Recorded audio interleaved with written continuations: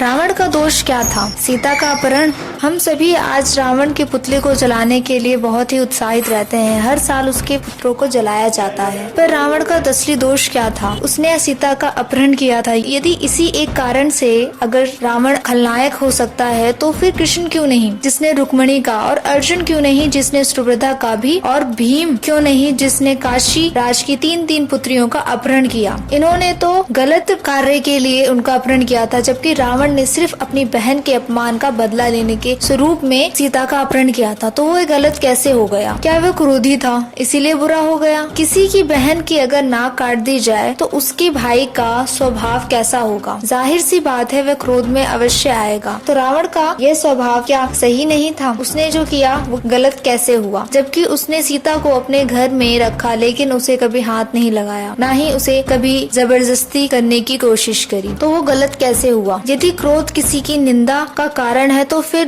पुरुषों की निंदा क्यों नहीं जलाया जाता हर साल दुर्वासों की विषय में? कालिदास अभिज्ञान शकुंतला अंक 4 में लिखते हैं, सुलभकोशी महिष, जिसका अर्थ है बात बात पर क्रोधित होने वाला। बात बात पर लक्ष्मण भी तो क्रोधित होते थे। उसी क्रोध में उन्होंने शूर्पणखा का अपमान किया, उनकी नाक काट। क्या ये सही था? रावण का क्रोध करना गलत हो सकता है, पर तो लक्ष्मण का क्यों नहीं? क्या रावण घमंडी था, बुरा था? घमंडी होने से यदि कोई निंदा का इतना पात्र बन सकता है तो परशुराम निंदनीय क्यों नहीं? रावण ही क्यों है? रावण की कहानी के लिए कई बातें सामने आती हैं। जैसे कि हम सभी जानते हैं रावण एक ब्राह्मण परिवार से थे, तो वो ब्राह्मण का ही निरादर करते थे। तो एक ब्राह्मण के विरोध कैसे हो गया? इस कहानी को जानिए और इसे अंत तक देखें। हम बताते हैं रावण का दोष क्या था, कि वो ब्राह्मण की सत्ता को किसी भी स्वरूप में बर्दाश्त नहीं करता था। वो एक न्यायप्रिय और श्रमिक संस्कृति के समानतावादी सिद्धांतों का पालन करने वाला एक जननीय राजा था, इसीलिए वह बुरा हो गया। और राम, अर्जुन या भीम ये सब नियोग के नाम पर ब्राह्मणीय की नजायज